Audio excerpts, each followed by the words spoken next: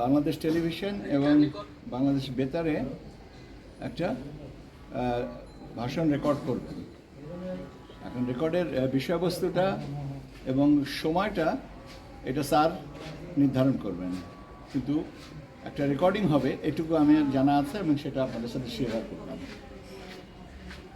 আরও দুটো বিষয় আছে, সেটা হচ্ছে যে আপনার নির্বাচনের তফসিল ঘোষণার পর যারা দেশের অভ্যন্তরে পোস্টাল ব্যালটে ভোট দেওয়ার সুযোগ পাবেন তারা তফসিল ঘোষণার থেকে 15 দিনের ভিতরে তফসিল নিবন্ধন করবেন যেন তারা তাদের নির্ধারিত ঠিকানায় আপনার পোস্টাল ব্যালটটা পেতে পারেন।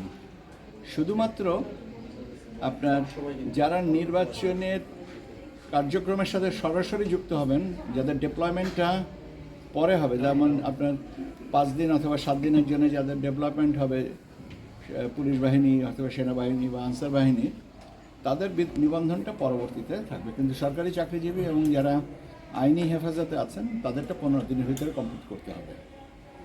এই আর তফসিল ঘোষণা সংক্রান্ত বাকি যখনই আমি কিছু জানতে পারবো আপনাদের কাছে আবার এসে জানিয়ে দেবো। স্যার সাধারণত যেদিন রেকর্ড হয় বা এর আগে দেখি স্যার যে রেকর্ডের দিনই স্যার তফসিল ঘোষণা হয়। আমি আপনাদেরকে বলেছি যে রেকর্ডিংয়ের বিষয়বস্তু এবং কখন করবেন এটা সম্পর্কে আমার ধারণা নেই। আমি যখন আপনারা আমাকে জিজ্ঞাসা করেছেন 10 তারিখে রেকর্ড করা হবে কিনা, আমি বললাম যে হ্যাঁ হবে, কিন্তু বিষয়বস্তুটা কি এটা এবং কখন করবেন এটা স্যারের উপরে ছাড়েন। আমি জানলেই আপনাদেরকে আবার জানিয়ে দেবো। স্যার রাষ্ট্রপতির সাথে কবে? রাষ্ট্রপতির কাছে এখনো পর্যন্ত আমার কাছে সময়টা জানানো হয়নি।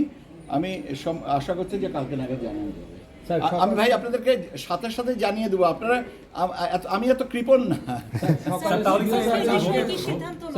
ভোটের প্রস্তুতি যে তফসিল ঘোষণার প্রস্তুতি শেষ আপনাদের?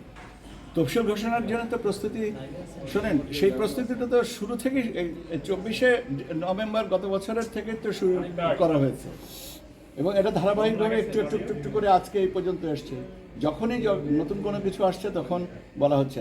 সিভিল সার্ভিসের কথা জিজ্ঞেস করেছিলেন, তারা এসে আমাদেরকে জানিয়ে গেছে যে সিভিল সার্ভিস অ্যাসোসিয়েশন থেকে যে যতটুকু সহযোগিতা প্রয়োজন তার থেকে বেশি ছাড়া কম করা হবে না, এইটাই। এখন আপনি যদি জিজ্ঞেস করেন যে কী ধরনের সহযোগিতা, এটা হচ্ছে যে অবস্থানগত ভিত্তিতে যে সহযোগিতা যখন প্রয়োজন হবে তাদের মানে কি বলে সরকারি চাকরিজীবী হিসেবে যার যতটুকু করার সুযোগ আছে জেনে থাকবেন, সেটা আপনার ব্যাপার, আমার জানা নেই। ধন্যবাদ।